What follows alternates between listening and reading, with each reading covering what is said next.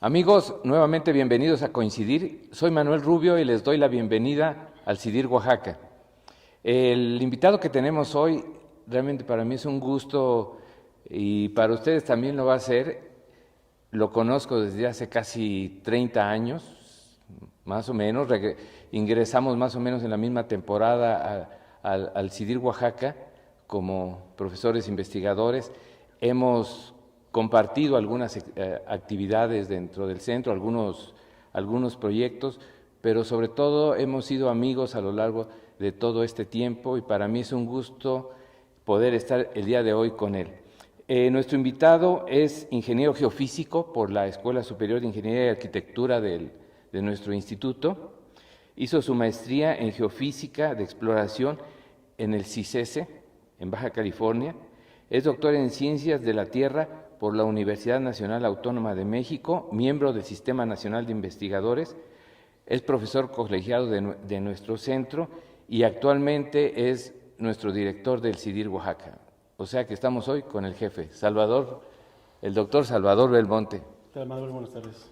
¿Cómo está, Salvador? Bien, bien, muchas gracias. Qué bueno. Fíjate que estaba yo leyendo parte de los trabajos que has dirigido y hay palabras que se repiten muchísimo y te las voy a decir: hídrico, hidrodinámica, hidrogeoquímica, acuífero. Y de repente veo en tus trabajos que se brinca a metabolismo sociocultural y a disposición de pago por servicios.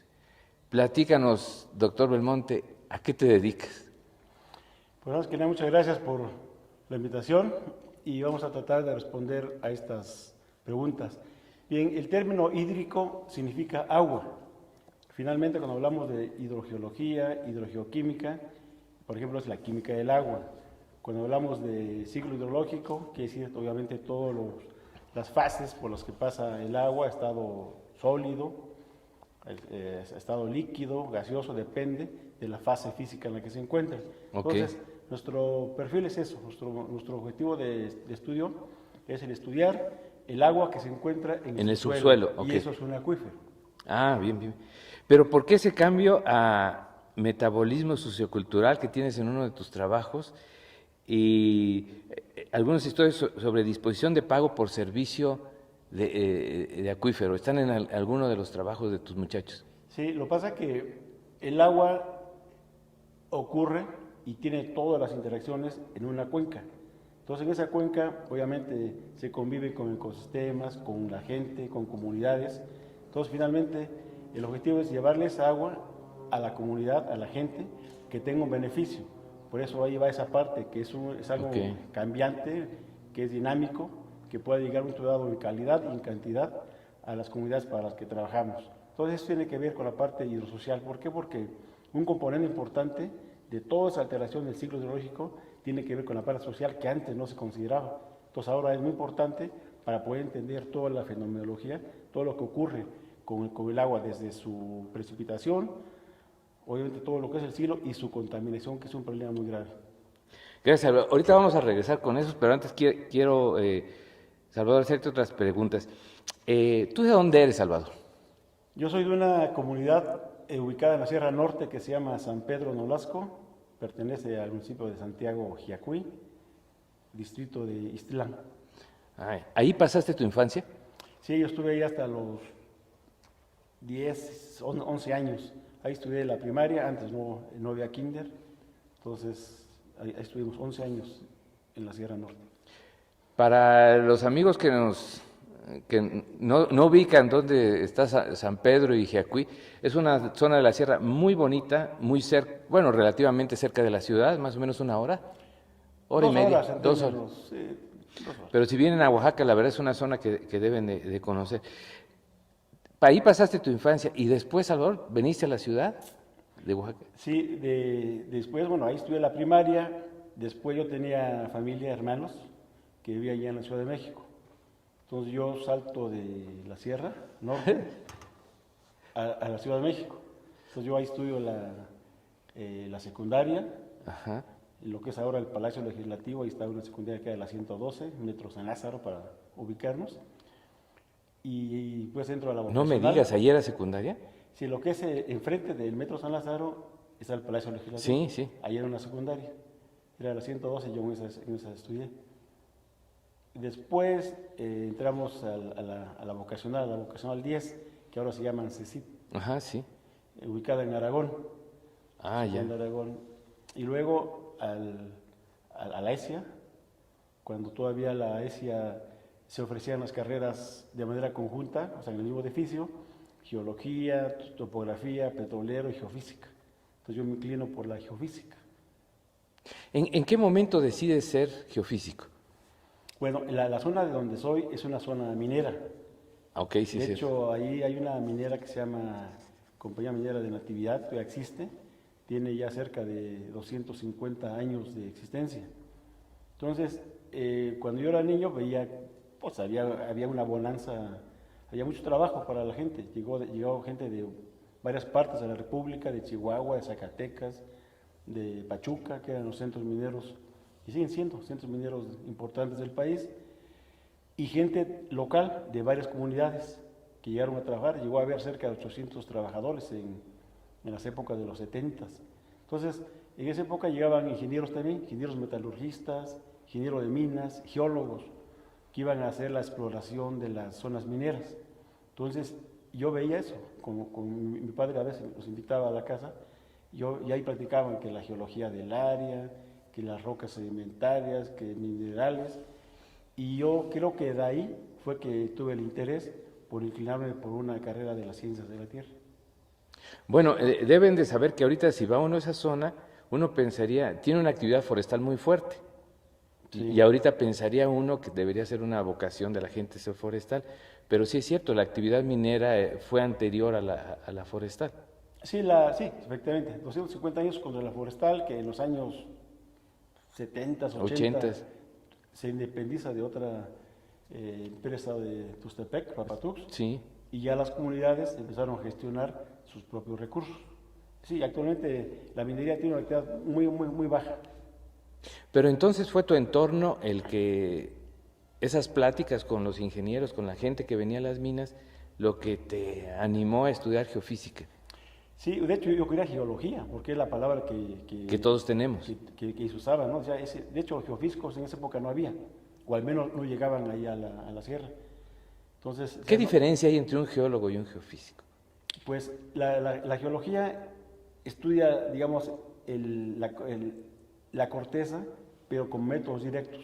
Es decir, usa brújulas, usa equipos GPS ahora, la muestra directa de la roca, la analiza, la lleva a un microscopio, todo en la superficie. Y la geofísica usa equipos para medir propiedades físicas diversas, como la gravedad del subsuelo, el magnetismo, la conductividad eléctrica, y obtiene información del subsuelo y a partir de ahí infiere lo que hay debajo de nosotros.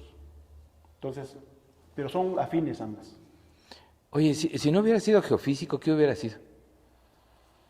Pues a mí me gustaba la electrónica.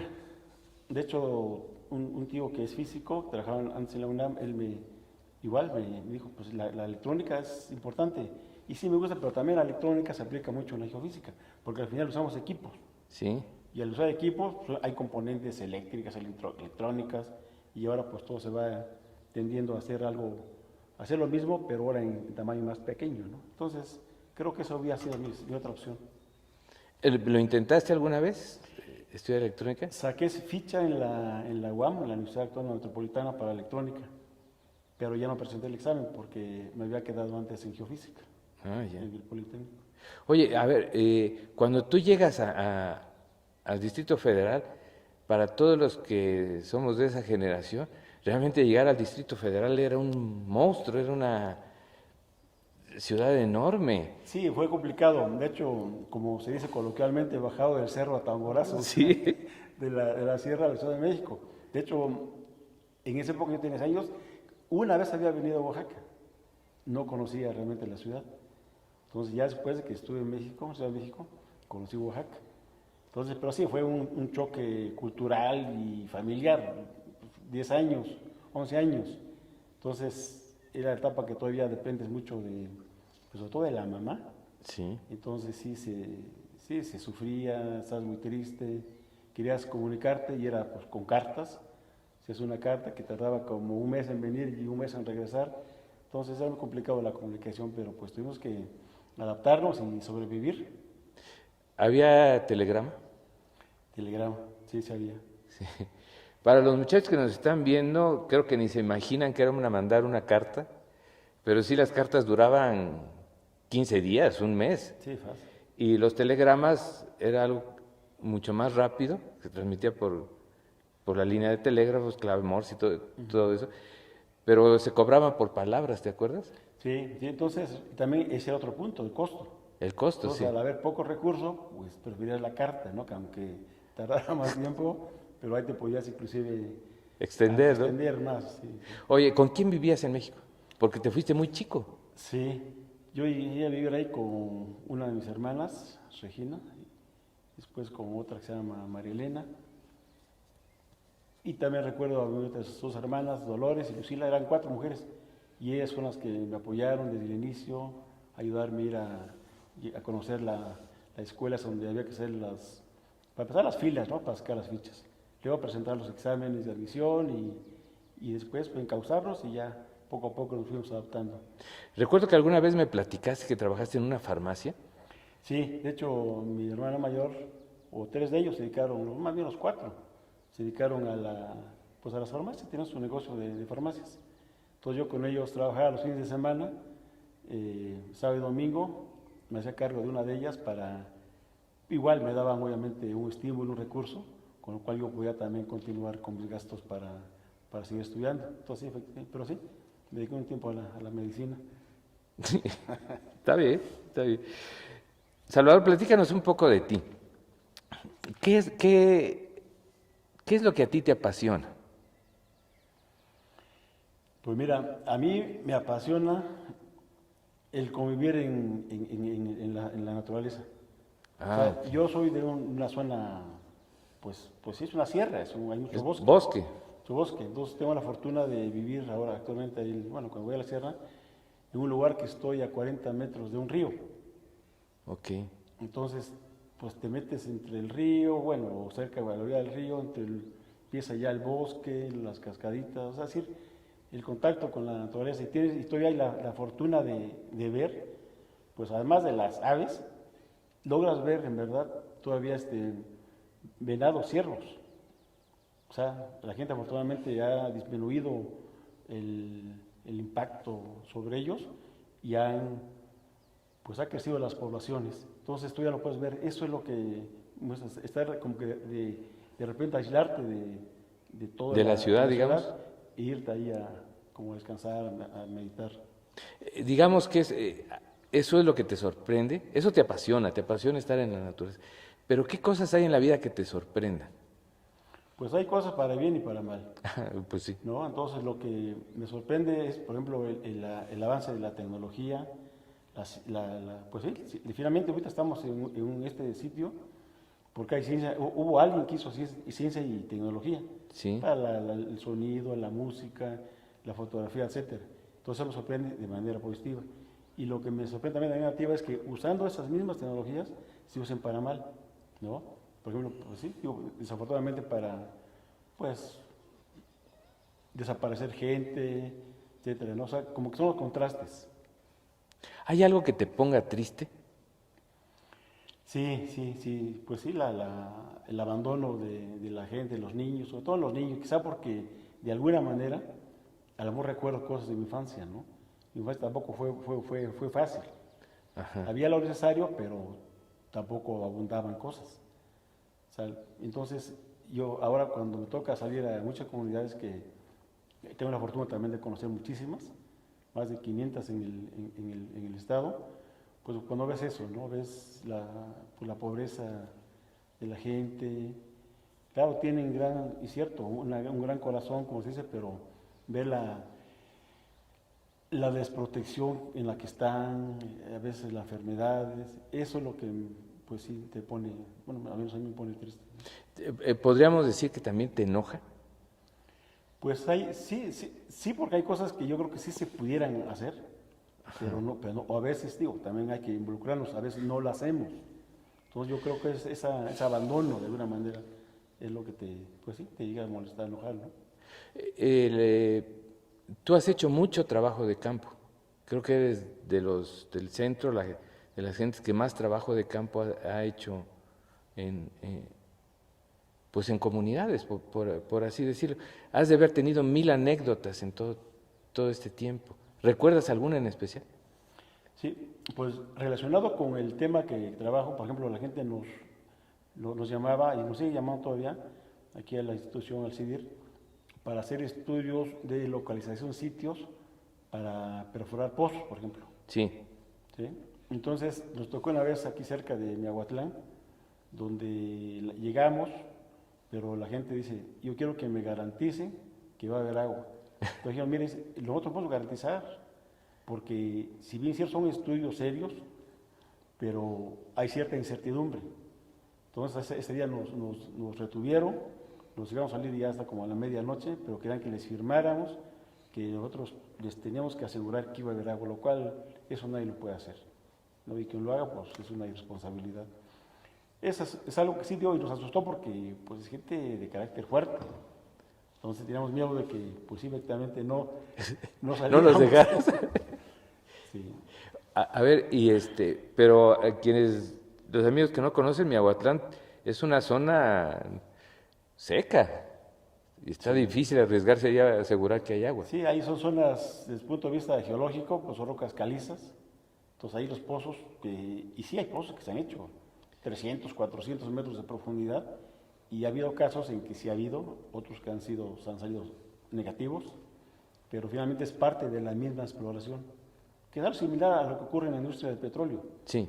¿No? Entonces, mira, son zonas con potencialidades, hay probabilidades, pero nadie garantiza que va a haber. Digamos, está comprobado que de 10 pozos, 6 fracasan, 2 salen productores y 1 sale intermedio. Entonces, así es la exploración. Y en ese momento que estabas ahí con la gente de la comunidad, ¿cuál era tu sentimiento? No, pues de repente dices, ¿para qué estudié yo? Pero al final yo digo que es parte de, ya cuando le explicamos a la gente cuáles son los alcances, qué es lo que hacemos, cuál sería la ventaja de haber hecho el trabajo, entonces ya como que ya van entendiendo. Lo que pasa es que también había entre ellos conflictos. Ok. Había como que 2 grupos, entonces unos que eran como más conciliadores, otros más radicales, pero finalmente hubo un acuerdo y ya después volvimos incluso otra vez a hacer otro trabajo en parte de sus zonas y con el tiempo se hizo una perforación que le tocó al gobierno apoyarles y afortunadamente salió positivo. Qué bueno, si no, no tendríamos directores, te estarías ahí. Oye, platícame de una anécdota, ahora sí que esa te la recuerdo. Hubo una vez unos sismos, nos pidieron algunos dictámenes en comunidades. ¿Y cómo estuvo la cosa? Te llevaron una comunidad a hacer un dictamen, pero ya no fueron por ti. Sí fue no recuerdo el año exactamente, pero fue creo el huracán Paulina. Sí, de ahí nos llevaron, sí, exactamente, en helicóptero aquí de la ciudad de Oaxaca a Sensontepec, que es Santa Cruz en Sontepec. Santa Cruz en Sontepec. Y ahí nos bajaron y dijeron, bueno, aquí hay que hacer una revisión de las casas, básicamente eran casas de la mayoría de adobe, la mayoría fueron, sí, se dañaron, cuarteaduras, y pues no sé, tanta que era la demanda, yo creo, Sí. de solicitud del gobierno, pues pasa un día y nos dijeron, venimos por ustedes dentro de 3 días. Pues nunca llegaron, no había comunicación y pues ahí tuve que salir como pude en aventones, hasta salir a Sola de Vega. Y a Sola de Vega, pues ya una camioneta creo que de CFE ya nos trajo aquí a la ciudad de Oaxaca. Pero además deben de considerar que es una zona bien agreste, es pura serranía y la comunicación era difícil en ese tiempo. Ahora ya hay muchas carreteras, pero en ese tiempo sí recuerdo que era... Sí, exacto. Ni teléfono ni nada de esas cosas. No, ni celular, nada. Nada. Salvador, ¿a quién te hubiera gustado conocer a ti? ¿Algún personaje Ajá. a nivel...? Híjole, pues hay gente, pues a mí me hubiera gustado como conocer Stephen Hawking, Ajá, por ejemplo, por toda la sí, inteligencia, la grandeza el aporte que hizo, ¿no? Gente físicamente con limitaciones, pero con un cerebro fabuloso, sí. ¿no? Entonces, gente como ellos, gente como él. Digo así, hay varios más, pero él en particular me hubiera gustado como conocer. ¿Cuál consideras tu peor metida de pata en la vida? Pues, ¿Has tenido metida de pata? pues sí, pues mira, yo no sé si sea mitad, pero yo que a veces la confianza, o sea, el confiar demasiado en alguien, Ah, ok, ok. pero no sé si puede llamarse mitad, pero algo así como que grave que yo ya he hecho desde mi punto de vista que ha tenido consecuencias negativas, ya sea familiares o de otro tipo, pues pienso que no. Que no. Digo, un amigo me decía, dice, el haberte casado, digo, pero Que no lo vea. que no lo vea. Eh, ¿Alguna vez fue problema para ti no haber sido guapo? No, yo creo que al contrario, porque no, dice que la suerte como es la suerte del... No sé, pero el feo la libra. Sí, no, en ningún momento. No. Ni chaparro, ni lacio, ni... Mm, no quiero ponerme, todos los compañeros que nos han hecho favor, todos los varones, tienen una respuesta muy positiva hacia esa pregunta. Cuando vienen alguna compañera investigadora, no, sí, se traba más, pero no quiero entrar en polémicas de género, así que mejor vamos por otras preguntas. Salvador, en relación a la ciencia, ¿tú crees en la ciencia? Sí, Sí. ¿Por qué? sí, porque, te digo, cuando... Son cosas que ahora las entiendo, pero lo veía desde chico. O sea, Ajá. por ejemplo, si alguien conociera la sierra, si esto, la mina, porque yo en medio crecí, Sí, todos los equipos que había, que hacían para decir, bueno, ¿cómo es posible que de 10 toneladas si tú lo ves, tú dices es tierra, ¿no? Rocas. ¿Cómo es posible que de ahí saquen oro? Y todo es un proceso, ¿no? Que con el tiempo lo vas entendiendo, que el proceso de flotación, de amalgamación, cianuración, inclusive, dependiendo que, para obtener un metal, y ese metal a su vez lo puedes ver ahora reflejado en anillos, en cadenas, etcétera, ¿no? Entonces, a mí en esa época yo no sabía que eso era ciencia de una manera, pero y después comprendí, dije, mira, todo eso aplicado en un lugar tan remoto. Entonces, cuando dices, ¿cómo es que llegó ahí? No, simplemente la pregunta es, ¿cómo llegaron unos molinos enormes de más de 20 metros de altura, sí. en granes, o sea, equipo muy grande? Entonces, ¿cómo llegó cuando no había ni carreteras? Es la pregunta que a la fecha, pues, no hay una certeza. ¿Cómo llegó ahí? Unos dicen que a lo mejor fueron moldeados, fueron colados, ahí mismo, fundidos, Fundidos. ahí mismo. Pero aún así, necesitas mucha energía, cosas que todavía no se aclaran, ¿no? Después de más de 250 años de existencia de esta empresa. Sí, sí, efectivamente, muchas de esas minas realmente fueron iniciadas por extranjeros. Si mal no Sí, recuerdo, ingleses, la mayoría. ingleses y alemanes. Salvador, ¿qué imagen crees que la sociedad tenga de la ciencia y de los científicos? ¿Cómo nos ve la sociedad? Mira, yo creo que el científico tiene un lugar importante. O sea, yo creo, de lo que yo he platicado con sectores de diferentes formaciones, lo ven bien, lo ven bien, o sea, reconocen a una persona que se dedica a la ciencia, con una persona, pues, ¿qué es eso? Que es estudioso, que está resolviendo alguna problemática. Pero también es cierto que hay un grupo de personas de la sociedad que quizá, con cierta razón, piensen que no se cumple con la función. Es decir, como dijeron, ok, se dedica a hacer ciencia, pero ¿para qué? ¿Para qué? Entonces ahí como que hay esa duda cuando no ven reflejado lo que hacen las instituciones en la resolución o en las propuestas de alternativas para solucionar problemas. Pero en general, la sociedad siento que ve bien a los investigadores. ¿Crees que exista todavía este divorcio entre la ciencia y la sociedad o los sectores Sí, productivos? sí. De hecho, si bien es cierto que hay sectores, por ejemplo, el área de la informática, la computación, la electrónica, Sí. que ellos se han desarrollado enormemente, pero sí se ve el reflejo Ah, directamente ok. en beneficio de la sociedad. Por ejemplo, las cámaras, los celulares, eso ahí se ve, pero hay otras áreas como que el resultado no se ve tan tangible Sí. y otros que, aunque exista, no lo ven, ¿no? Por ejemplo, el caso de la geofísica. Tú dices, bueno, ¿en qué me beneficia a mí la geofísica? ¿En qué me beneficia tener centros de investigación como la UNAM, CICES, el Politécnico, que hacen geofísica? Y aunque, bueno, pues el resultado es que toda esa tecnología que se genera la ciencia, la aplican para poder obtener, para descubrir recursos naturales que te van a beneficiar a ti. Descubrir petróleo, geotermia, carbón, agua, y esos recursos ya te permiten tener un satisfactor para que tú vivas, digamos, bien.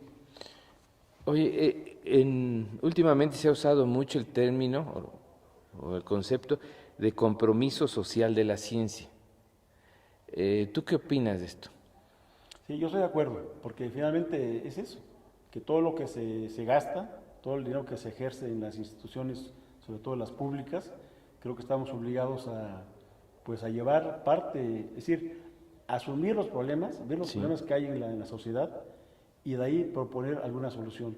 Llámese en el término de agronomía, en el término de secado de materiales, en el que tú quieras. ok. Creo que hay muchos problemas y que sí, hay que llevar esos resultados que se apliquen, porque si no, pues con lo que hemos platicado muchas veces, tener un documento guardado en un cajón, un artículo, sí, es parte de tu Satisfacción satisfacción, es personal. parte de tus funciones, pero creo que estamos todavía dejando de atender la parte social y qué bueno que ahora se esté dando mucho énfasis en esa parte, en ese sector. Eh, Salvador, ¿cuál ha sido tu mayor satisfacción en este ámbito de la ciencia? Pues para el caso particular donde he trabajado el tema del agua desde hace 30 años, el haber logrado conceptualizar y tener todos los elementos de cómo funciona el agua subterránea, lo que le llamamos el acuífero, en Ah, los ok. valles centrales de Oaxaca donde estamos. O sea, sí sabía, sí había información, no digo que no, sí había información, pero había que integrarla, hacer un modelo que le llamamos, no quiero entrar en detalles, digamos, matemáticos en ese sentido, pero el poder comprender cómo se mueve el agua en el subsuelo, en qué lugares es donde puede haber mayor cantidad para poder en su momento aprovecharla. Yo creo que esa aportación que hemos hecho como institución y yo de manera personal ha permitido que otras instancias del mismo gobierno de Oaxaca puedan ya usar parte de esa información como un insumo para la planeación y administración del recurso. Es algo bien importante. Yo conocí buena parte de los resultados de este trabajo y es bien interesante, Salvador, ver cómo en los valles centrales, yo recuerdo algunas imágenes, algunos diagramas tuyos, de dónde está acumulada el agua, en qué zona se mueve y en qué zona se acumula también la contaminación, porque también tenemos bastante contaminación. Eso debe servir como un criterio para saber dónde perforar o no perforar para obtener agua, supongo. Sí, así es. Sí, finalmente cuando llegas a tener ya información, estudios ya, digamos, parcialmente concluidos y que ya te brindan tomar una decisión para beneficiar a la comunidad, eso es bueno. Dices, mira, este acuífero es vulnerable, quiere decir que se contamina muy fácil y desafortunadamente está pasando con el río Atoyac que atraviesa una buena parte, de hecho todos los valles centrales, empezando desde Seda hasta Ixtlahuaca hasta la zona esta de Ayoquesco. Entonces hay zonas donde ya no es posible aprovechar esa agua, pues está contaminada. Y un acuífero que está contaminado prácticamente está perdido. Ok. Es muy caro la remediación, pero también por otro lado te permite conocer en dónde hay que aportarle agua al subsuelo. Es decir, porque muchos pensamos nomás en sacar el agua. Yo les digo, son como unos popotes. Metemos un pozo, un popote. Tienes un popote y sacas, pero nadie está pensando, o muy pocos, en recargar. Bueno, no que sean muy pocos, sino que no es suficiente. Sobre Ya. todo las comunidades sí están pensando en la recarga, afortunadamente. Sobre todo las de la parte del sur, de los valles centrales. La zona de Ocotlán, Cimatlán, parte de Sachila, ellos sí. Aunque lo ideal sería que empezaran desde aguas arriba, empezando la zona, todo lo que es la zona de Telizlahuaca, Valle de Etla, la zona incluso de Tlacolula, que cambian las condiciones y las características, pero no hay otra. Se tiene que pensar también en eso.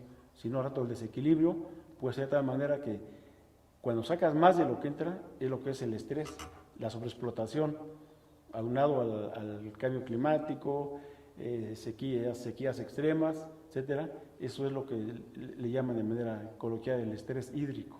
Sí, deben entender los amigos, o les explicamos que cuando nos referimos a los valles centrales de Oaxaca, realmente no es que sea una cuenca cerrada, pero todos los valles centrales de Oaxaca, y seguramente sucede en muchos lugares, es una cuenca que abastece a la población más grande del estado, y todos estamos sobre esta misma cuenca. Salvador, tú prácticamente me has contestado esta pregunta que te voy a hacer a continuación, pero me gustaría que me explicaras un poco más sobre la importancia de eso. ¿Por qué debemos estudiar el agua?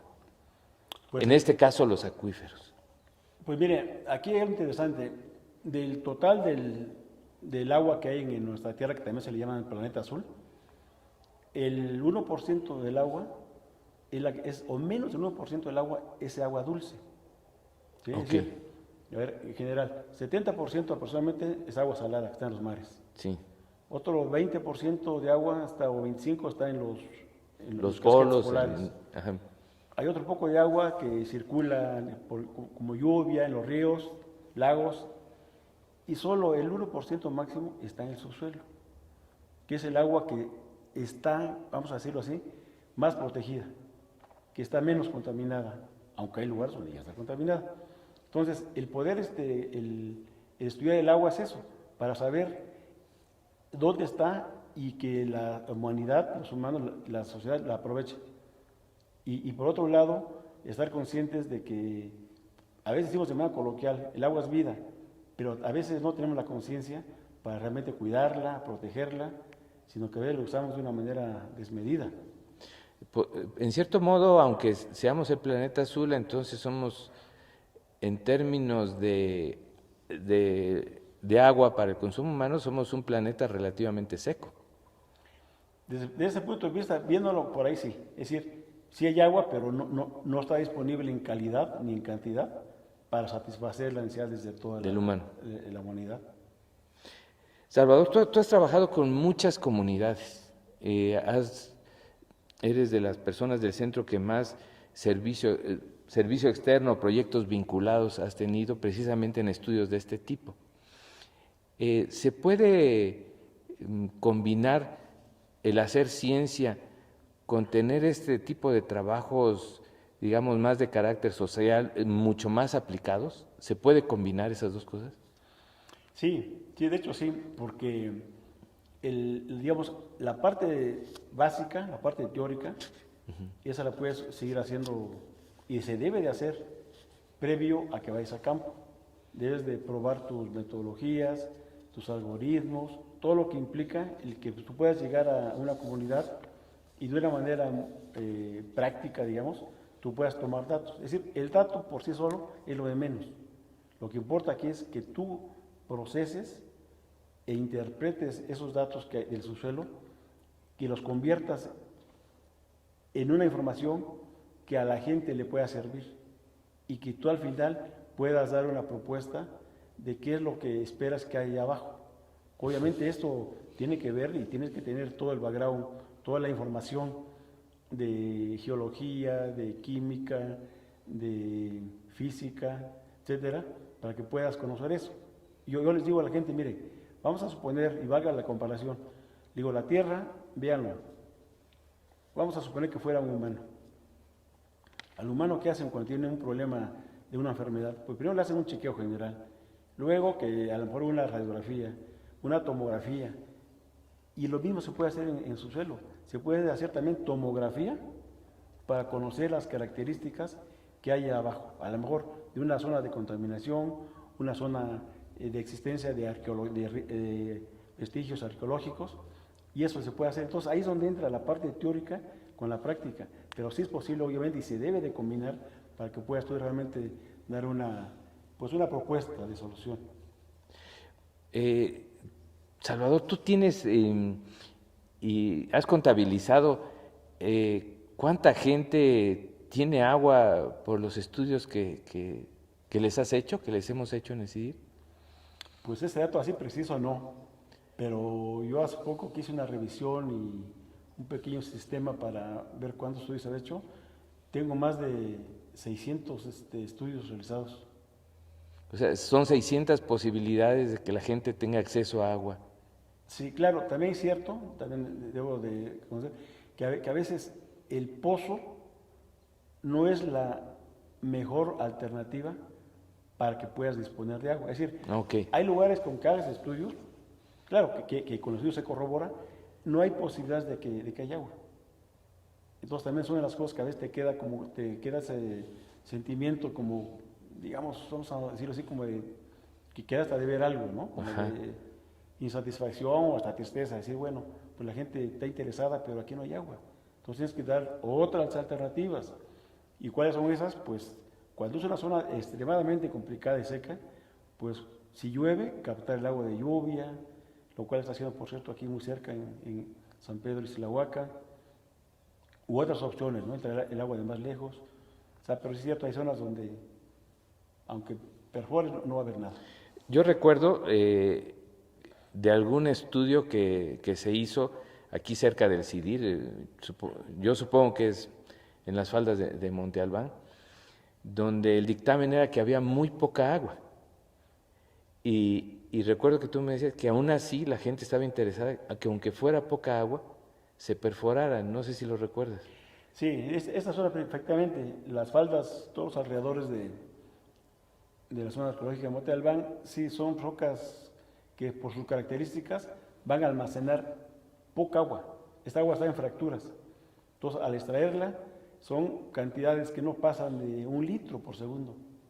Entonces, si tomamos en cuenta que, por ejemplo, un humano necesita en promedio para todas sus necesidades al día 100 litros de agua por día, imagínate, el tener 1 litro por segundo, si estuviera un pozo extrayendo agua las 24 horas, serían 86.400 litros, que tú dices es mucho, pero si lo repartes entre la gente, Toda una...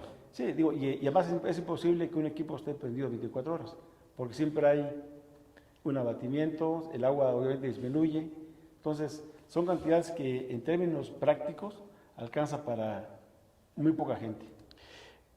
Sí, es algo que sabemos, la verdad sí insistí en esta pregunta, porque la verdad es, no nos damos, creo, lo suficientemente, me confunden las palabras, pero no nos percatamos de lo grave que puede ser el problema del agua, no solo en Oaxaca, que es donde trabajamos más, ¿no? Pero en todo el mundo el problema del agua se está volviendo extremadamente crítico. Sí, definitivamente. Lo que pasa que, mira, aquí lo que se necesita, que tampoco es algo nuevo, no se descubre el hilo negro, es la parte de la concientización, la educación ambiental en términos del uso del agua. A veces, por ejemplo, ahorita que estamos en temporada de lluvias, vemos unas cantidades impresionantes de agua que cae y al final lo que no queremos es que el agua entre en nuestras casas, lo cual es obvio, pero la causamos.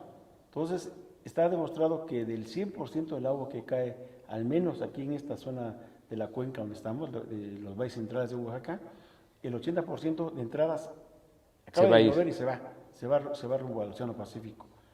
Parte de esa agua se aprovecha para cultivos y muy poca agua se infiltra al subsuelo para que recargue, es decir, para que vuelva a abastecer de agua al acuífero de donde después la vamos a sacar. Pero esto se ha ido disminuyendo debido a que hemos encementado muchas zonas. por fraccionamientos, por carreteras, por casas, etcétera. Entonces cada vez hay menos áreas para que el agua se infiltre. Entonces, al ritmo que vamos, efectivamente, puede haber un problema de desabasto en pocos años. Nosotros hicimos una predicción hace 20 años de que dentro de 15 años iba a haber un problema grave, y que ya lo estamos viendo ahorita. Entonces son cuestiones que sí ya se están viendo desgraciadamente y se pueden agudizar si no se toman las medidas necesarias. Ok. Vamos a cambiar un poco de tema. Ese creo, nos quedamos sí con esa reflexión, pero es un tema por demás importante. Fíjate que hay algunas preguntas que nosotros no sabíamos dónde colocarlas en el guión del cuestionario, pero entonces las dejamos como pregunta sorpresa. Tienes que escogerlas y me las das y yo no sabíamos en qué secciones iban. La pregunta es, ¿por qué deberíamos creer en la gente de ciencia y en los académicos? Porque primero es porque la ciencia está en todos lados, es parte de nuestras vidas. Simplemente en la ropa que traemos, en los lentes que tú traes ahora, en el reloj, en lo que estamos grabando ahorita, eso es ciencia. O sea, alguien tuvo que haber estudiado, haber hecho experimentos y llevado a la práctica, y esa tecnología ya llega a nuestro entorno. Entonces, es por eso que si debemos de simplemente ahorita el problema que hay del virus, del COVID-19. Entonces, hay gente que está trabajando. Ya vimos que ahí, así habiendo a nivel mundial centros de investigación, pues todavía no se tiene totalmente comprendido la enfermedad. Entonces, por eso hay que querer en la ciencia. En la ciencia. Pero en la gente de ciencia. Sí, digo, obviamente quien hace ciencia, pues es la gente, ¿no? Sí. Entonces yo creo que esa gente o los que decimos que hacemos ciencia, pues creo que también debe ser como una forma de vida, ¿no? De hecho, desde tu comportamiento, tu forma de ser, trato a la gente, o sea, tu responsabilidad social, familiar, en tu entorno. Creo que eso es lo que hay que considerar. Alguien comentaba en alguna de las entrevistas anteriores, y con esto quisiera cerrar esta parte de ciencia, decía que la ciencia estaba un poco ciclada, que estamos como haciendo estudios un poquito repetitivos, tomando datos sobre los mismos temas. ¿Tú crees en esto? Pues pudiera ser, yo digo, cuando no hay una coordinación entre instituciones, incluso entre los mismos investigadores. Sí, de un área. Y peor aún, entre los de la misma institución, pues es posible que eso suceda, ¿no? Que estamos tomando información de la misma zona. Puede ser que el enfoque sea diferente, pero a la mejor yo creo que aquí lo que se tiene que hacer es conocer lo que hacemos, conocer y trabajar de manera colaborativa, de manera conjunta.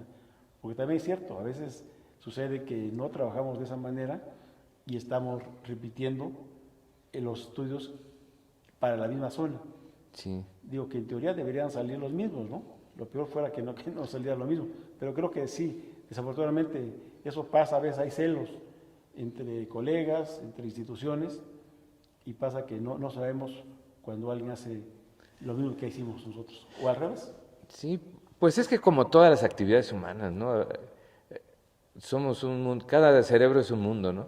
Y somos variadísimos, ¿no? Sí, somos complejos. Somos complejos además. Salvador, tenemos un rally de respuestas rápidas. La primera palabra que se te venga a la mente, ¿va? ¿Cuál es tu libro favorito? El Evangelio según Jesucristo. Ok. ¿Tu serie o película favorita?